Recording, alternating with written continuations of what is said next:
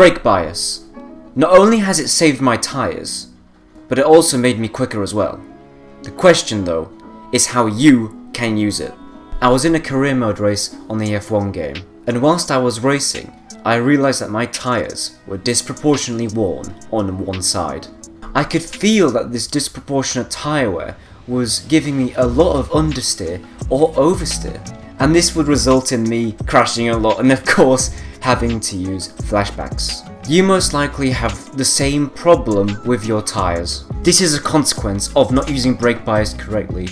In races, you're not only going to be understeering, you're also going to be oversteering and overcorrecting with the tyre wear. And as your tyres are more worn, you're more prone to crashing and of course using flashbacks. And as this misuse of brake bias leads to more tyre wear, your lap times get slower and slower, and driving the car feels much more excruciating and painful. Brake bias is really just the amount of brakes you use forwards or rearwards. After learning this fact, I realised that all I had to do to change the tyre wear and help my lap times was in fact to adjust the brake bias instead of leaving it at 70%, 60% or whatever the game would give me. Generally with brake bias, if you lock up in the rears, it means you have way too much rear brake bias. And if you lock up in the front, it means you have too much front brake bias. So if you have a front lockup, you put the brake dice down a couple of clicks to 60 or 55 if you're 60 already.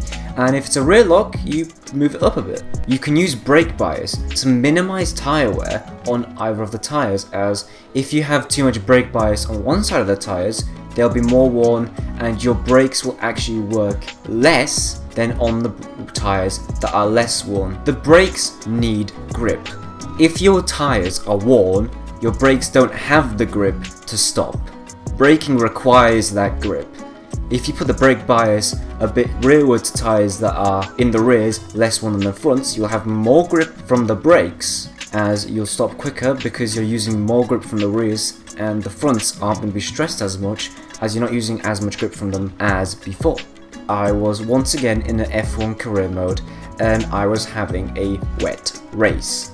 I realised I was locking the fronts a lot more easily in the wet conditions than the dries, so to combat this, I simply put the brake bias down a couple of clicks in the rears, and I realised that this really helped keep my car in the optimum condition to keep cornering speeds high and not lock up.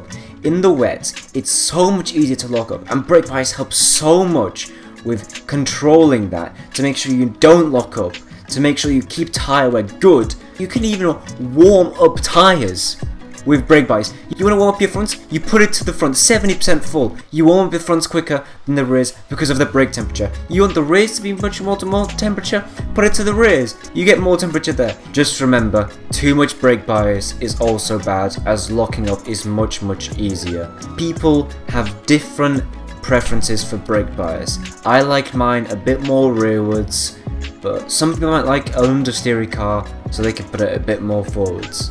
If you want to see how I used throttle to actually go faster around corners, click on this video right here.